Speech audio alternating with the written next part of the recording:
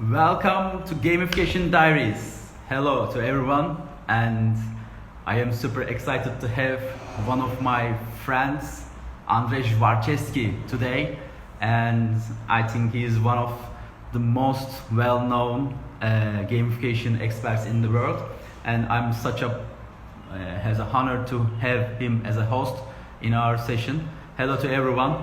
Hi, merhaba arkadaşlar.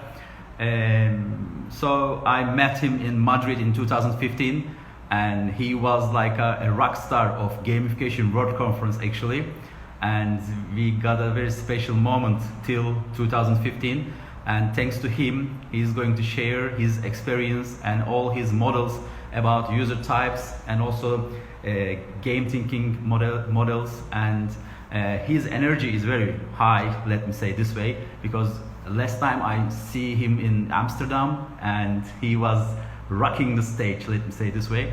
And so as a person also, he's very very nice guy. And so we are going to talk about Andrzej Marczewski's game models and user types, and that will be very awesome for us. And he just joined our session. Let me have him in our live session for Gamification Diaries. And there you go. Hello. Hello. How are you? I am very well. You're looking nice. Thank you, sir. Thank you. I'm sweaty and tired. My room is so hot. Oh, that's good for UK, I think, for summer. Yeah.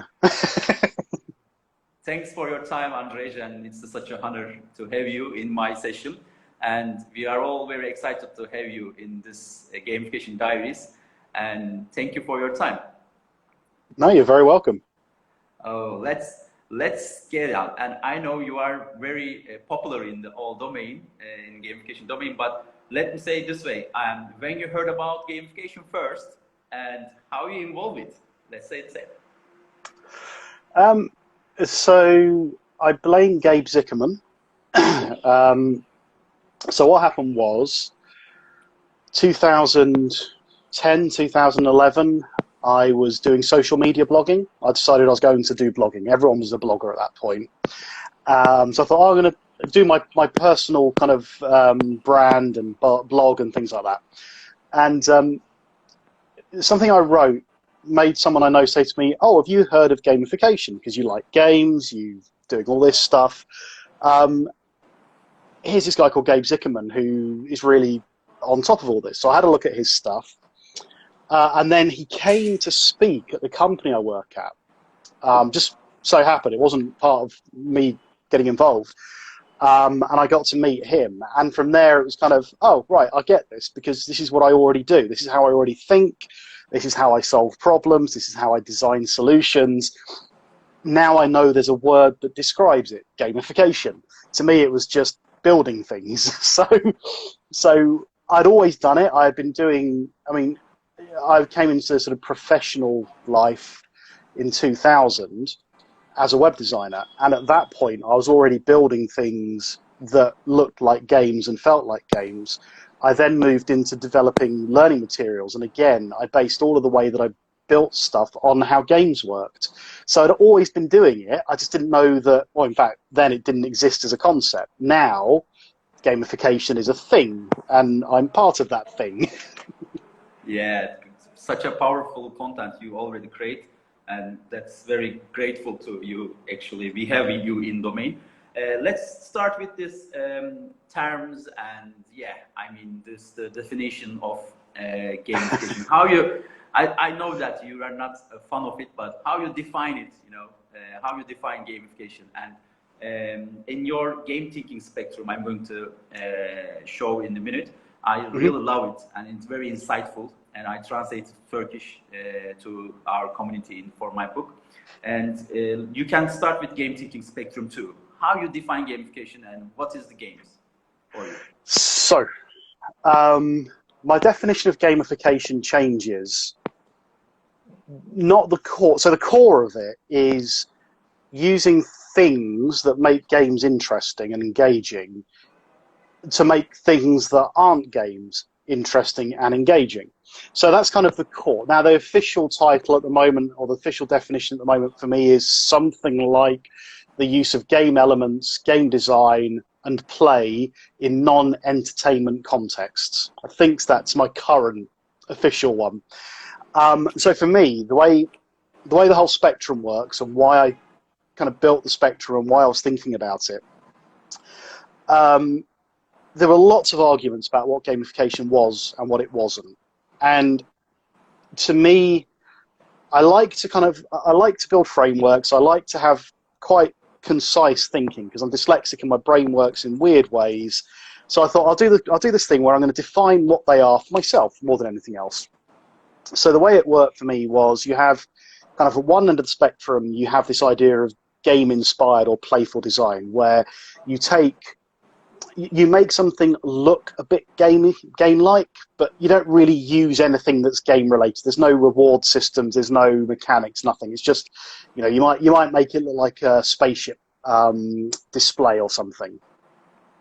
Then you have gamification, where you start to bring in game elements, be it narratives, reward systems, goal setting, loops, whatever it may be. But it's still not been built as a game. It's not had, and it's that kind of intent. I haven't built it as a game. I've built it as a way of engaging people with something that isn't a game. Then you move on to serious games, and my dog has just come in. Hello, dog. Hello. I'm not going to pick her up because she bites like you wouldn't believe. Really?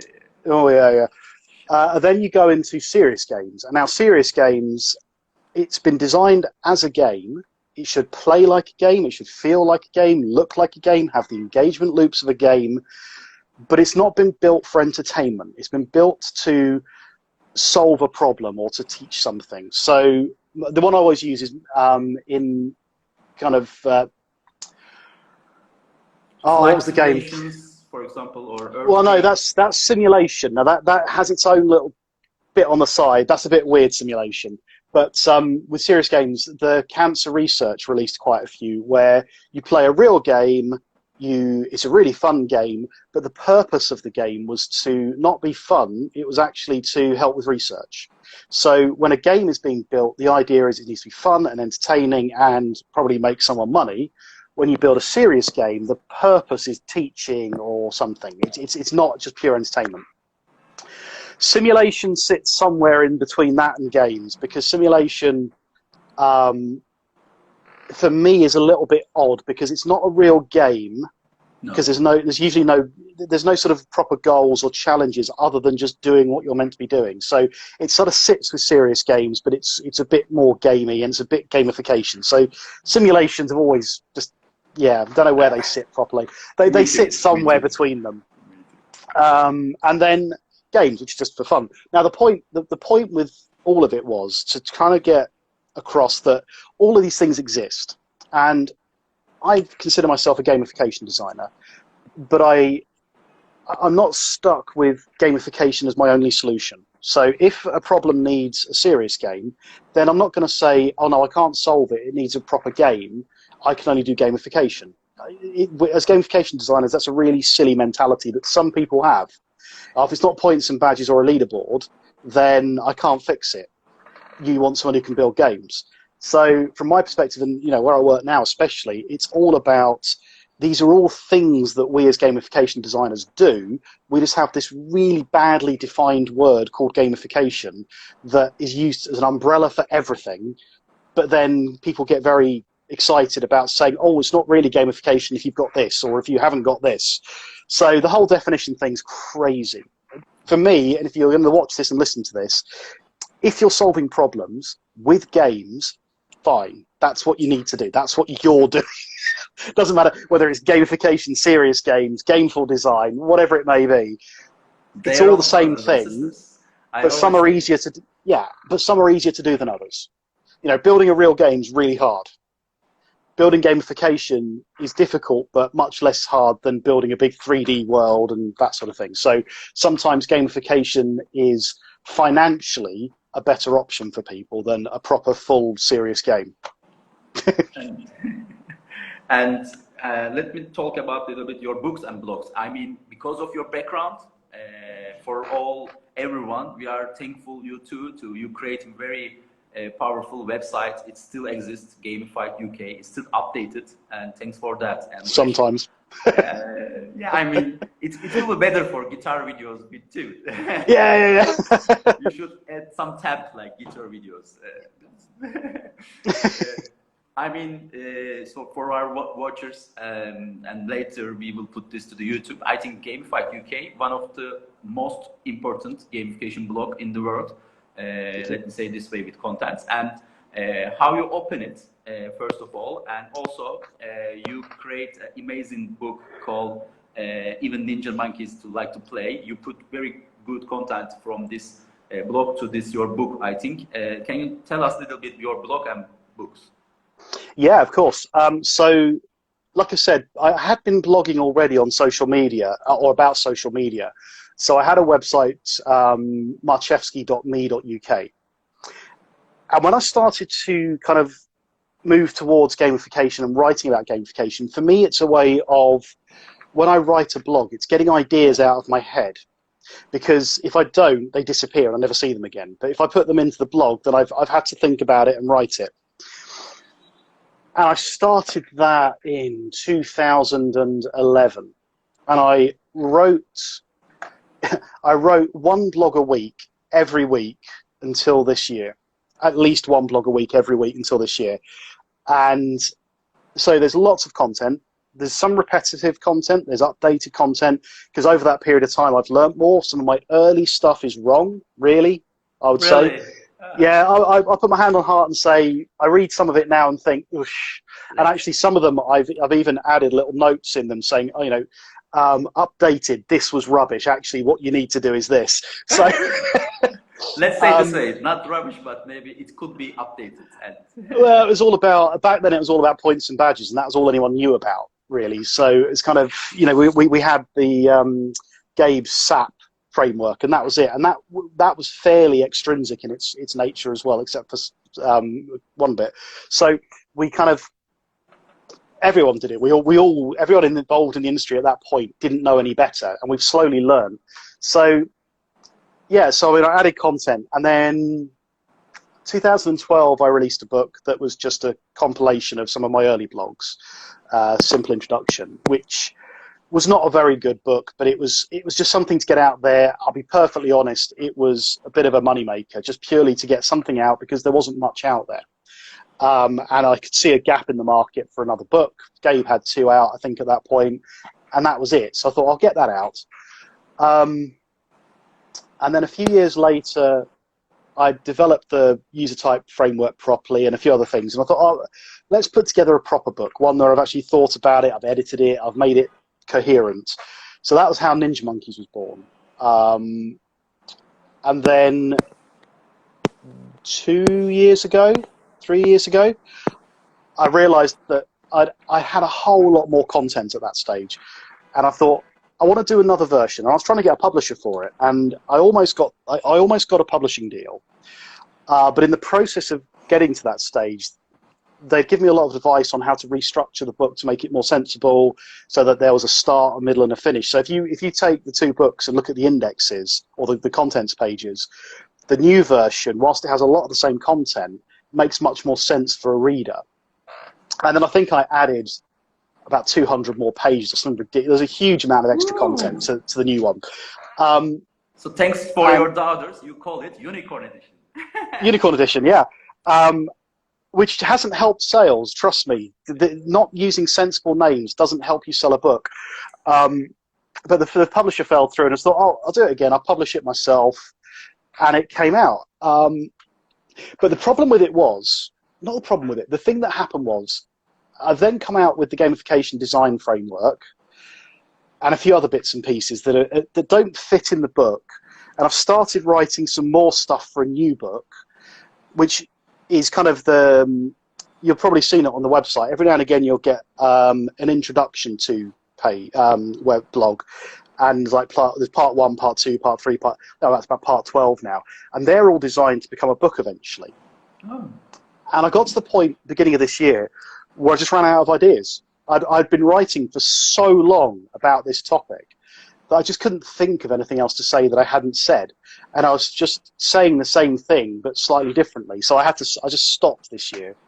There's a couple of blogs come out this year, but for my own sort of peace of mind, and I think for everybody who reads it, it's unfair to keep giving people the same thing with different colours. You know, it's kind of, and a lot of us do it. We kind of churn the same stuff out. So it became, I had to stop and do the guitar stuff. I wanted just something different for a while. But yeah, it's a labour of love, and there is another book coming probably next year now, and it will be a little book, and it will be no philosophy in it at all. It will just be kind of all the bits that are useful in Ninja Monkeys put into one book and slightly updated. Good. Without all the stuff about how I feel about play and that sort of stuff. It's just kind of, this is play, this is how you use it, this is gamification, this is how you use it. And just we mentioned about your user type test, and let me directly go to inside of it. And yeah, that's the your user type test. Thanks for that too, for all gamification domain. How you develop it, and also I am using my actually project is that too, and I very find it's a very for a C-level convinced to project. For example, we are saying, you know, we are not maybe using reward model. Reward is not for players, for example. It's just using for motivated for players, for example. We will think about philanthropist side. What can the purpose? What can they give us to community kind of? It's very good approach for gamification, I think. How you decided to do this? I know you are influenced from Bartle, Richard Bartle, but how you develop it? And let me ask this way: this is a very powerful user type test, and how you use for a gamification project? Okay, so starting with the developing, I've been using Bartle's tests, but I've been using Bartle's types. I'll come to tests in a minute, but I was using his types, and I wasn't finding them very useful, only because working in a large consultancy, talking about killers was the problem. It was a really difficult thing to bring into a C-suite and talk about. So you have this group called killers, and they like to hurt everyone, and they have fun destroying stuff, and you kind of think, no, this isn't sensible. I can't talk about this because it just doesn't fit with professional life. It's not sensible to talk about it. So on a purely professional level, I started to look at other models, and then there wasn't anything for gamification specifically. There was Amy Jo Kim's social types, which were great, but there was nothing specifically designed for player types.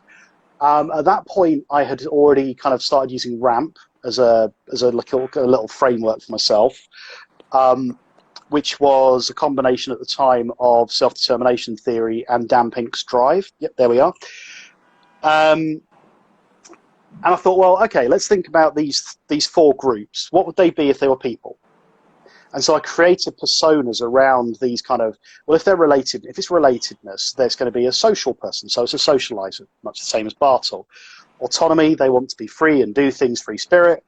Achiever, mastery, which was different from Bartle, because Bartle's was all about people who want rewards. That's what the achievers want. They want the shiny gold things.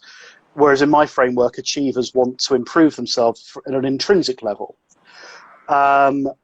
Then you had the purpose part, which was the kind of philanthropy, which I'll tell you now has caused me no end of problems, because the reason self-determination theory doesn't have purpose, and I've spoken to Edward Deci about this, Deci or Ryan, was because purpose fits under relatedness in self-determination theory.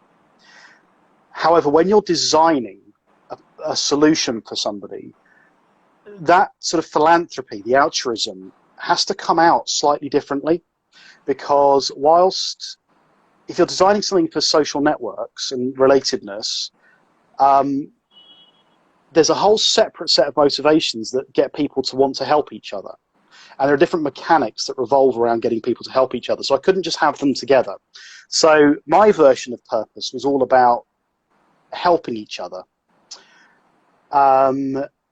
However, when you look at Dan Pink's purpose, his purpose is all about having a reason to do something, understanding why you're moving towards something. So I talk about meaningful purpose and altruistic purpose.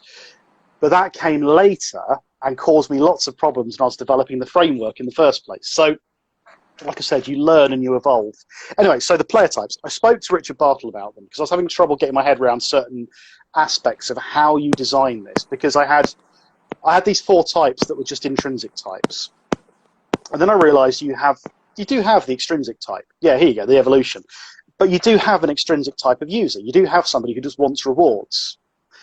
So I had this player. So originally my model had five sections, which was annoying because the 4-box thing was very nice because it looked just like Bartle's.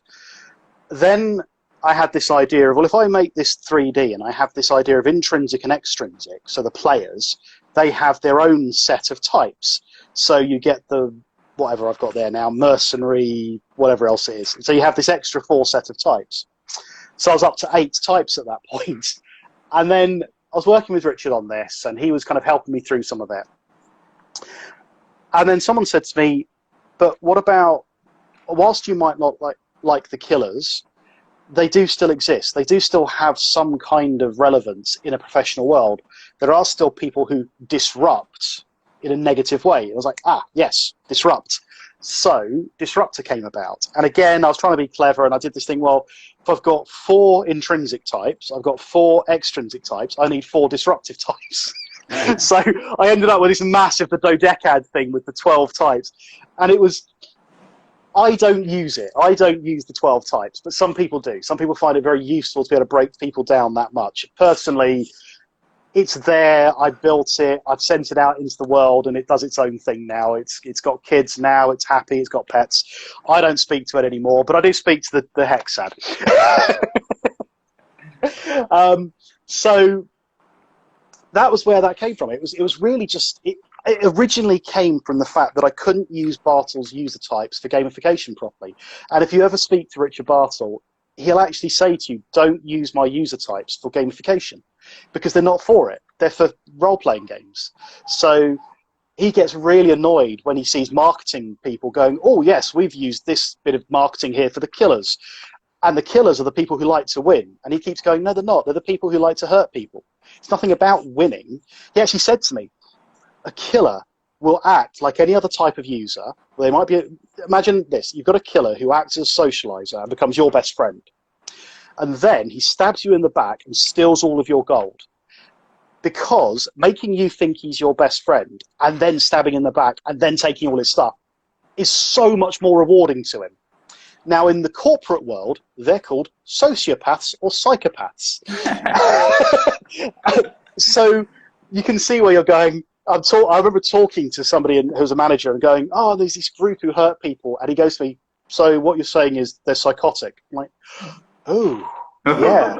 Oh, no, can't do that. So that's where it came from. And then it was, so that evolved. I also got Nicole Lazaro helped me with some of it, some of the fun stuff around it. There's a version of the player types that's mapped to the 4 keys of fun as well.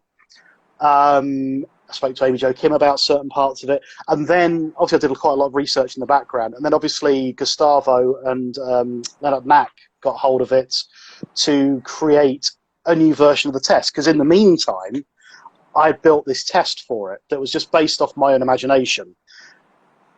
And then they decided a couple of years ago, oh, we could do something better with that. And they created a researched version of it, did all the testing on it, and then gave it back to me to put back on the website. So I think that, I don't know how many thousands of people have been through that now. But that's a really interesting thing, having the test. Now then, you asked me how I use the types and how I use the test. And I have an admission to make here. I don't use the test. I know.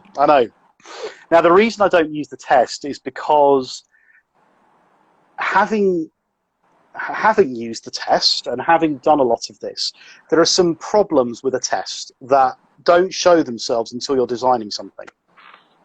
And the reason there's a problem with the test is if you only do it at the beginning of the design, all you know is the people's motivations when they're taking the test. Okay? So if you think about when you play a game, when you first play a game, you play it in one way. It may be adventuring, it may be killing everybody or whatever. But then after a few weeks, you start to change the way you play because you've learned new things, you've evolved, and maybe the person who was just running around killing starts to explore and try and find out what's in the map. And the same's true, of course, with any personality profiling. It's all about taking a snapshot of that person as they take the test. So the best way to use the test is to make a business case sometimes, if you're trying to avoid players, and say, look, you might want to just use points and badges, but we've done the test with 100 people and only 20 of them are players, the rest are all of this lot. That's really helpful. It's also very helpful if you use the test, design it based around the test a bit, design the solution a little bit around the test, and then test again whilst people are playing, and then test again a bit later to see how they evolve through the games, because then you can understand what will and won't work. So it has its place, and it is a useful bit of research. Oh, 32,000, blimey. I haven't looked at it in a long time. I didn't realise there's that many people on there. Crikey. Most of it Turkish, I think. Probably, yeah. So the way I do it now is, and I think you've got a slide of it, is the cards. Because when I design something, generally I'm actually trying to design it for every user type in some way. There we go. So, in fact, actually it's not even those ones. I have another set, which is just the 6 player types. And it's a series of questions. And it says, if I'm a socializer, what's in the system for me? If I'm an achiever, what's in the system for me? And it makes you think about how those different kinds of users would experience your solution. And then I use all of these cards as how to build the mechanics into it. And because the reason that works quite nicely is because, as you know yourself, and you found out I'm sure by now as well, people don't become just one user type. They're almost always multiple types, or they're 19% player, but they're 20% socializer. So when I'm designing, I try and look at a slightly broader picture of it and say, look, I want to include a bit of everything if I can. If I can't, then I might use the survey to try and work out what the most important ones are to start with. So if I do a survey in a company and find out that absolutely everyone who answers it recognizes themselves as free spirits, there's no point in me doing player or achiever stuff in the system. The flip side is, if I'm creating a learning management system or a learning system, I need to include achievement stuff in there. So it doesn't matter if they're all free spirits, I have to include achiever things in there, and I actually need to build the system to encourage those free spirits to act like achievers. So there's lots and lots of different ways of doing it, and I think if you've looked at the gamification design framework, I actually explain, I think it's on one of my blogs as well, I explain kind of all the different ways that I use these things, because no one way is perfect, and no one framework is perfect, hence I've got lots of them and use other people's as well. Does that answer your question in a very long-winded way? Yes, yes, that's a show of yours, I think. You can ask me a question too. For your player types, our community has a question for you. With results, by gender and also the age, I think, age. By age, it has got some differences related to gender and ages. It's more common differences on focus philanthropist way. What you analyze about this, Andrzej? So this is an interesting lesson that I learned when I was working with Anne Coppins, because this is why I did this initial research. I just contact with her, and I hopefully wanna make a session. She's a lovely person. Oh, she's amazing. She's got so much practical knowledge on the topic. That was the thing. So when I started working with her, I learned so much so quickly about the practical side of applying gamification. So the reason we did the gender and the reason I did the gender and the age was because I was trying to figure out. We know that there are differences between the way that men and women do things, but the thing that we were trying to prove and the thing we were looking at was that it's not around they won't compete. That was one of the big myths is, oh, women don't like competition. And actually, you can see that really, when you look at it, there's not that much difference between men and women around achievement, players, that sort of thing. But what women do have more of is a social kind of core to them. They generally are more sociable. That's a big kind of generalization, but they are more sociable than men. I find it more important as well. I think men find it important, but men are stupid, so we just don't seem to do those things properly.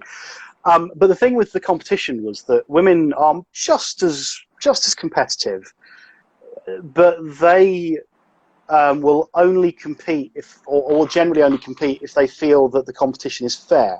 And the example that Anne gave me on that one was, if you look at people applying for jobs, men are happy to, if you've got like a checklist of 10 things for a job, men are happy to apply if they've ticked 2, whereas women are more likely to only apply if they've ticked 8 of them, or 9 of them, or 10 of them. So, and I think that's just a societal issue, that there's kind of, women generally, and again, generalization, but women do have to prove themselves more than men a lot of the time. So in the guitar world, which I'm a big part of now,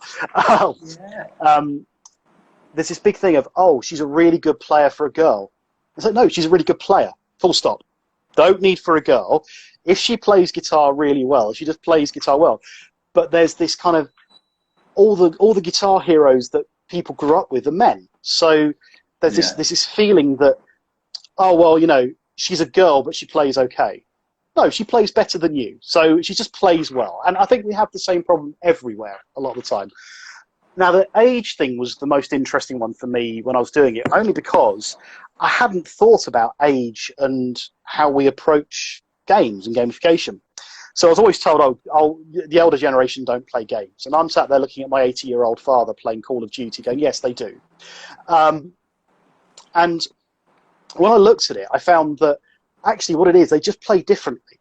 So that graph's great because you can see that the younger generation are all about achievement, rewards, getting stuff. And then as you get a bit older, it's all about giving back, or much more about giving stuff back. And it's because I kind of realized that what was happening was, when you're younger, you're learning things, you're wanting to improve, you're wanting to prove yourself, and you actually don't have much to give back to everybody else because you're still learning, you're still absorbing it, you're a sponge. But as you get older, you start to learn more and more things and have more to give back to everybody. And you have more time to give back to everybody because you're usually higher up in the organization and it's more expected of you. So when I was looking at this, it was actually around, well, if we want to design a system that attracts everybody, we need to have a system where those who want to can give back and those who want to get something can do that as well. So almost sort of mentors and tutees. So that was really fascinating for me. But the other thing I noticed on this particular one, I think it's on this one, was that free spirit dropped off as well. Yeah. I just had this thing in my mind, and I don't know if it's true, but in my brain it was, by the time you get to about 40, work has just killed you. It just sapped all your life, and you just don't want to do anything anymore. And it just in my simple brain, it was just this moment of, yeah, I know how you feel. As you get older, I just don't want to do it anymore. we will die anyway. So don't be a precipitate. Stay alive. Stay alive. Yeah, I'm married now. My free will is gone, and I have kids. I don't have free will. My only precipitate is going to preach. And yeah. I mean, it's very important to understand the target audience with personas, and yes, I mean the genders and ages, and also the maybe democratic and even the digital usage of important for a person, I think. Also, culture, country, that's huge. I mean, again, it wasn't something I'd really thought about until I'd seen like this. I'd been involved in an example where something that was of low value in the UK was of incredibly high value in India, and so people in India were doing more to get the reward than the guys in the UK. And for India, there was more of an emphasis on social proof and hierarchy, and whereas in places like the Netherlands wasn't as interesting to them because they don't like to sort of be the one going, hi, look at me, I've done loads of stuff. So they're more about helping people and learning and improving. So you have to understand where people are from.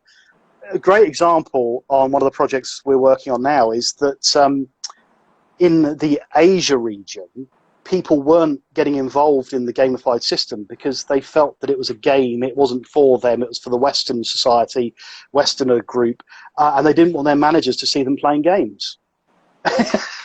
And it's like, oh wow, hadn't even thought of that. And the fact that also, because the system's in English, they would watch the videos but wouldn't read the PDFs. So when you look at their usage, videos they watch all the way to the end, PDFs are on for about 3 seconds. So just those sorts of things you really have to keep in mind if you're trying to do something well with these things.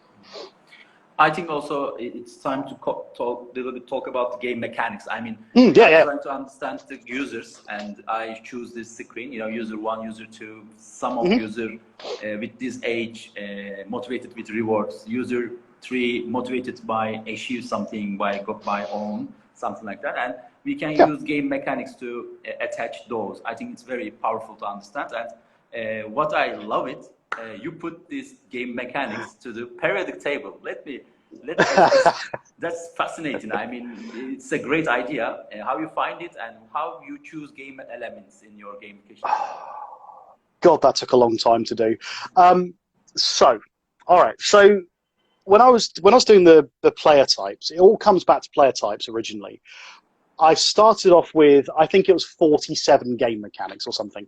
And what it was, there was I can't remember the name of the deck now, but there was a deck of cards that were built by a games company which talked about all the various mechanics that they used, and it was being used in gamification all the time. Is it PlayGen? Or? No, it wasn't PlayGen, although that was similar, same sort of time as that. I think PlayGen base theirs on this one as well. It'll come to me eventually. But anyway, I put onto Quora. I went onto Quora and said, look, I'm really interested, games designers, tell me, which of these are game mechanics? Because I was looking at it going, these aren't mechanics. Most of these are either dynamics or elements of games or aesthetics. So you look at the MDA framework and all these sorts of things. Very few of them are mechanics, because a game mechanic is a set of rules that something comes in, the mechanics work on it, and something comes back out again. So I was kind of really interested in this, and Raf Costa gave me the most detailed response to a question I've ever had, and it's still on Quora somewhere. And he went through every one of these mechanics and went, not a mechanic, not a mechanic, reward, not a mechanic, time-based, and just went through everything. And of this entire list, only 4 of the, I think for that one was like 30 mechanics, were actually game mechanics.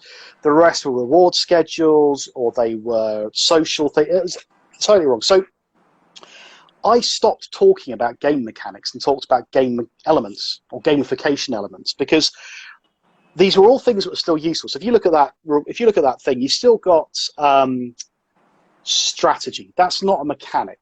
That's an outcome of mechanics. In fact, it's a dynamic in reality.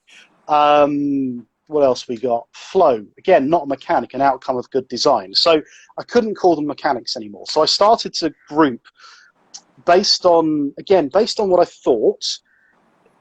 If a socializer, if you wanted somebody to act in a social way, what kind of elements would they need to be able to do that? So the first obvious one was social network. It's not a game mechanic, but you can build an element around it. And then it was kind of, if I wanted to be a player and I want to see my achievement levels, I need a leaderboard, that kind of thing. So, and it was just trying to figure out how some of these things would fit with player type.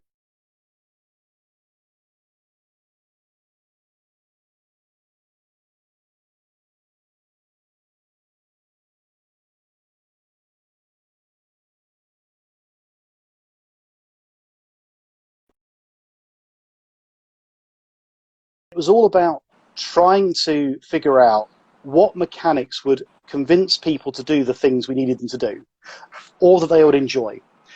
So I started off with 47, that grew to 52 at some point, and I was just, the periodic table came from the fact that I saw somebody had done one for user experience design.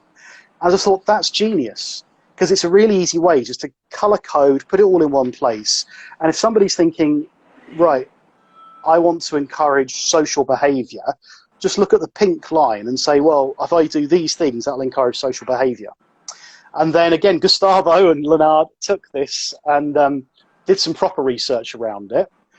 And actually, my thoughts weren't all that wrong, actually. Though most of it was right. The only thing, again, they had was socialisers and philanthropists have a big crossover because they're all sociable. So, but yes, that's where it came from. It's just, again, all of these things are usually just for me to help me design stuff. And then they're all practical tools. They're not theoretical frameworks. They're things that I use on a daily basis. And if I use them and they work for me, I then go, this might be useful for other people, and release it to other people. So, yeah, it just came from that because it was just a nice way for me to visualize the mechanics and see things quickly. And, it took forever. The number of times I released it and I had 2 mechanics with the same letters on them and things like that, or the numbers. I had to change the numbering system. That took forever as well. But there's a PowerPoint somewhere with all of this in little sort of grouped boxes that I can edit, and it just, oh. You can buy a poster of it somewhere. I'm sure I've got on redbubble.com, you can buy a poster of it.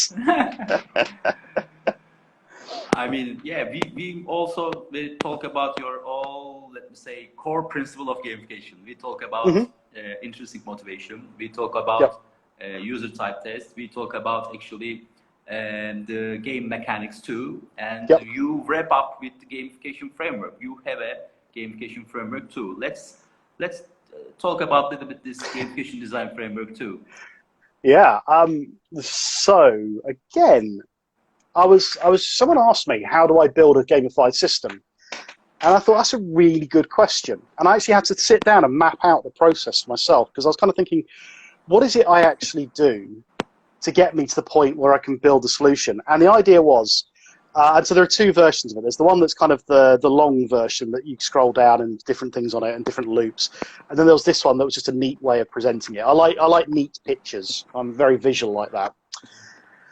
And the idea was that the first thing that I do is define things, define the problem, define the people, define success. Because, and you've heard this talk probably, where I talk about solutioneering, where people build the solution before they know what the problem is. And gamification design was really bad for this. You need a leaderboard, but you don't know what my problem is yet. No, but leaderboards will solve that problem. Oh. And we did that for a very long time. So for me, it was all about understanding what the problem was, understanding who was involved in the problem, and empathizing with them, and then understanding what success looked like. So once I knew what the problem was, what would a successful solution look like? And then I've got this other little this other sort of second framework that fits in, which was the my version of the user journey. So we all know the Amy Jo Kim 4 steps. Is it this one? No, that's the flow one. There is a version that does that as well. Yeah, actually, no, hang on. No, that is the old version, yeah. So that was very much based on Amy Jo Kim's. And then there were a couple of bits that I changed. So for me, I went with discovery, onboarding, immersion, mastery, and replay. Because, and I think Amy Jo Kim has actually changed hers slightly to include some more bits around finding it. So for me, there were some steps that I needed to include for myself, which was, how do people find out about this? How do you get them into it and get them doing what they're supposed to be doing? How do you then immerse them in those core loops and keep doing that? What is the pathway? What's that path to mastery look like? And then at the end of it, what do? Do they carry on playing? Do they go off and do something else? So is there a replay? And I think if you look at the I think the image that I used is like a desert island with the bits on it and some birds and sun in the background. But if you look at it, there's kind of a route that takes you off to just, that's it, end of game. But there's then a route that takes you back to the beginning again. And then there's rewards. There's kind of, there's mechanics and things after that. So you then start looking at, right, now I kind of know what I'm doing. I know why I'm doing it. I know kind of what the journey's going to be. Now I need to think about, what are the behaviors I need to encourage? What are the motivations for people doing it? And what are the motivations I need to push? What are the emotions I want people to feel? No one was talking about emotions at the time. And, you know, when you look at anything to do with fun, you look at the 4 keys to fun, you look at the MDA framework, their 8 types of fun and things like that. And I did my own survey version of it. They're all emotions. They're all things you want people to feel. So I wanted to include emotions in that. When you're designing the mechanics, how do I want people to feel if they do something? And then obviously mechanics and elements and that sort of thing. And then the final part of it that ties it all together is the activities and the feedback loops. So once I know everything, I know what all the bits are going to be, how do I put them in a way that gets people to do it, reward them, improve, then do it again, then do it again, and then do it again. And whether you need to sort of increase the challenge, like that flow chart you showed, do we need to increase the challenge as the skill goes up, or can we just do it in one, does it go in one hit so people just do it once and that's the end of it? Does it need to get harder as they go along? All those sorts of things sit in that activity and feedback loops. So, and again, for me, it was just a way of mapping out this thought process I've been developing for years.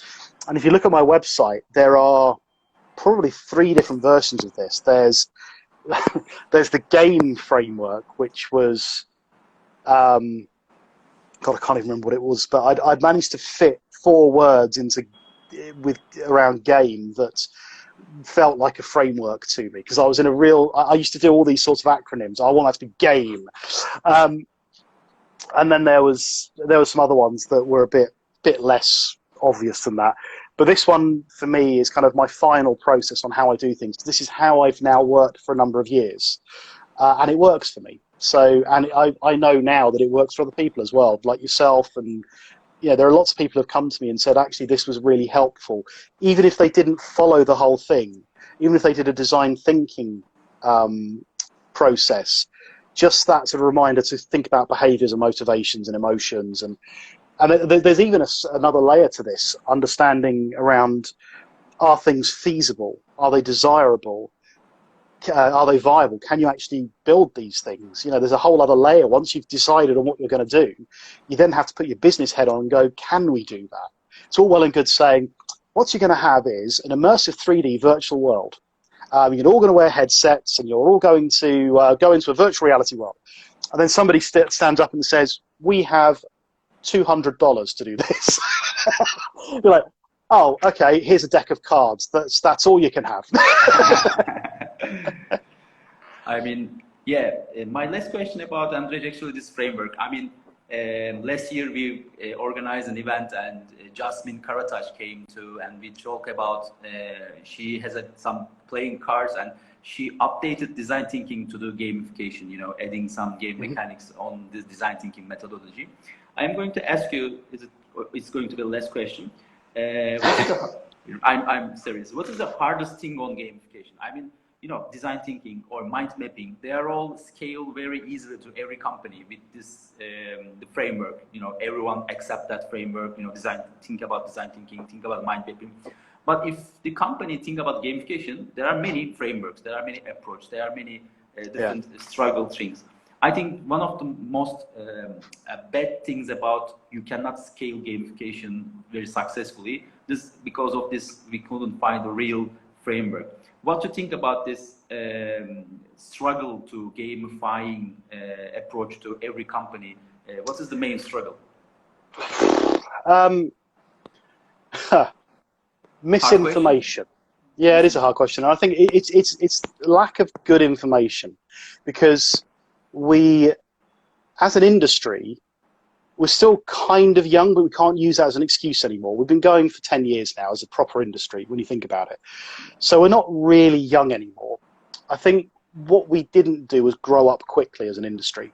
So when people think of gamification, they either think of points, badges, and leaderboards, because that's what everyone taught, or they think about, oh, you're going to turn Microsoft Excel into a video game, which is where this definition problem comes. Which is why I often talk more about games-based solutions than I do gamification when I'm talking to a client now, unless they mention gamification, and then you're in that position where you have to almost agree with their version of what gamification is. You can't sit there and go, so gamification is the use of game design and elements in non-game context, because they don't care about that. They've just gone, right, I've seen gamification, it's really interesting, I want gamification. And I want you to turn this into a game for me.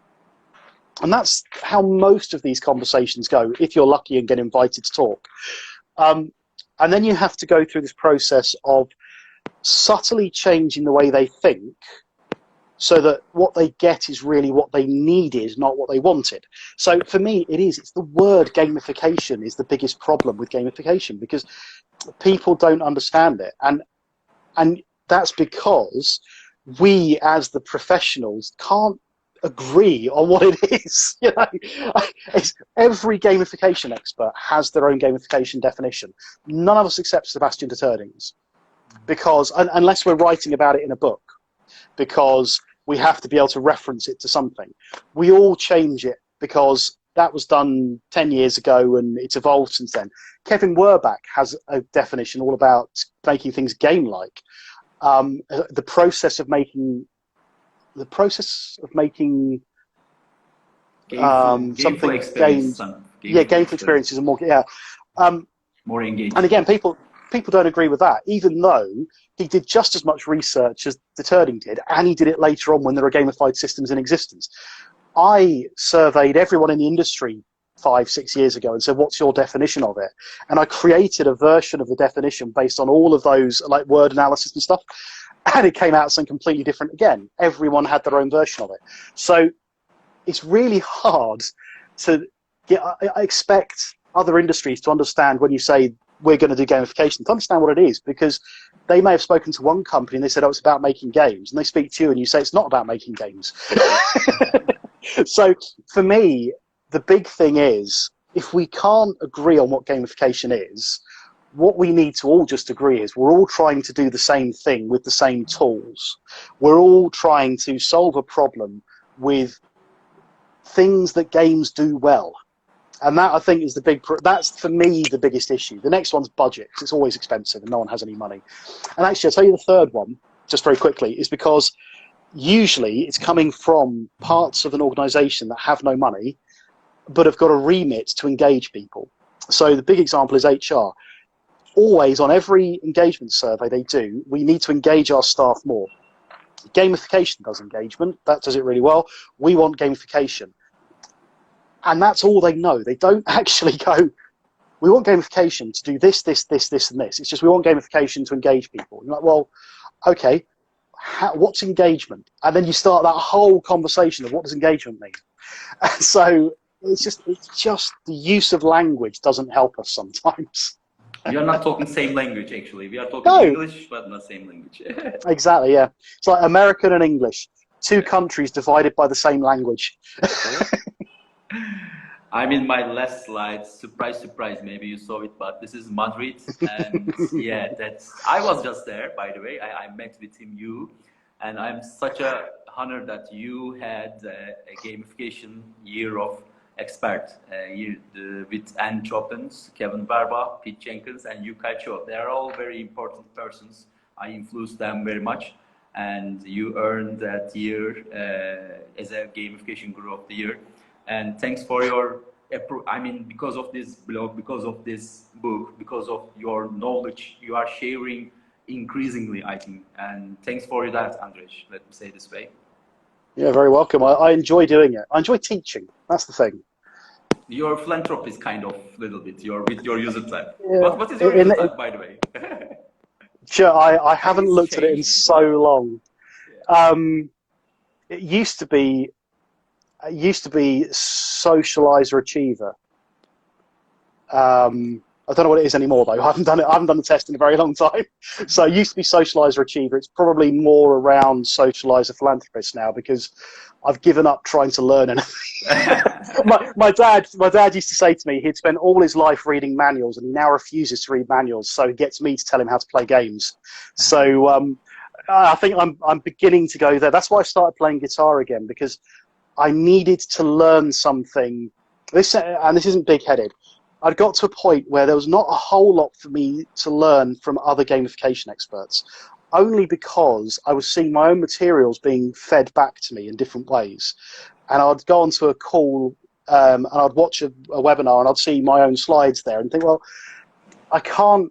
I did that too. As bad as it sounds. I showed I don't mind. I've got no problem with it at all. It's all out there to use. But when I go onto a webinar and see my own work being played back to me, I'm kind of going, well, I actually know this. And if you're basing that work on mine, then I'm probably going to know what you're doing. So and I think a lot of people get to that point where it's hard for you to pick up new things from your own industry. So I now look to other industries, psychology, medicine, whatever it might be. And I spend very little time learning about gamification now. It's just, wow, somebody's in trouble.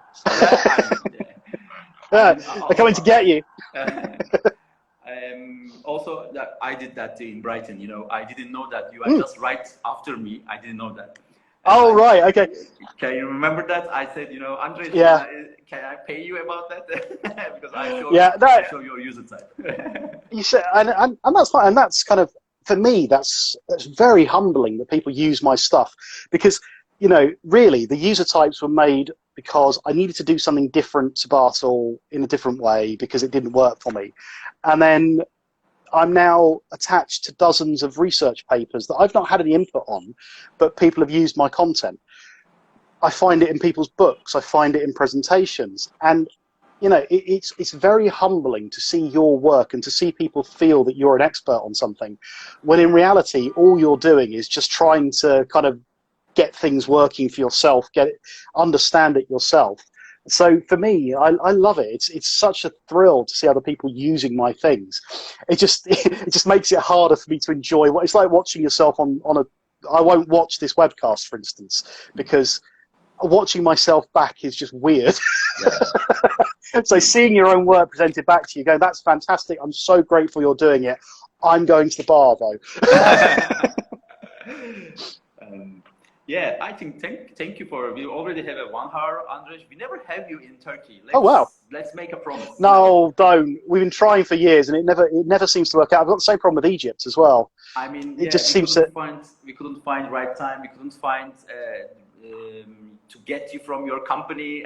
I just wanted to make a promise after this pandemic. We will try. We will try harder. Physical event, and yeah, you will enjoy Turkey, by the way. I'm sure I will. We got a great community here, and I think we got many teachers and academicians uses already your user type in their work, and they want to take you to go out for a kebab, for a return of investment. I can get behind kebab. That's fine. Actually, I think I will say Turkey has got one of the strongest communities I've seen in the industry. Egypt's another one, and there's a strong. The other one which surprised me is Saudi Arabia and Iran have got quite strong. Iran, yeah. But Iran. I think the work you're doing to keep the flag flying for gamification is really impressive. So, you know, I think without people like you really pushing forwards now, the industry wouldn't be still going. We wouldn't have these kind of conversations. We'd be in a position where experts were no longer interesting. It was just the books there, get on with it. And I think that's so people like you are so important who want to really kind of get people involved, push people to do more and to do more and better. So again, thank you for the work you're doing, really. I mean, yeah, thank you. We got influence from you, and even your 2010 papers influence people very much in Turkey. I just translated, you know, Andrzej. Thank you for all cool. Yeah. See you in soon. I'll do more next year. I'll do more.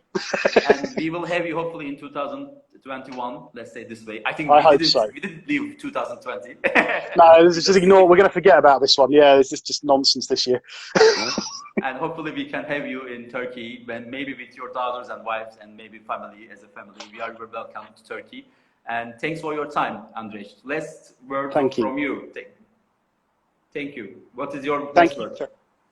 My best words: read everything you can, learn everything you can, talk to everyone you can, and always, always, always do your research before you say anything. Thank you. We will keep in touch with you, and we love your guitar videos, by the way. Also, thank you very much, guys. Players, maybe you saw in Turkey community. We got Ali Cevat himself. He loves your also guitar videos too. He says he's better at guitar, by the way. He says.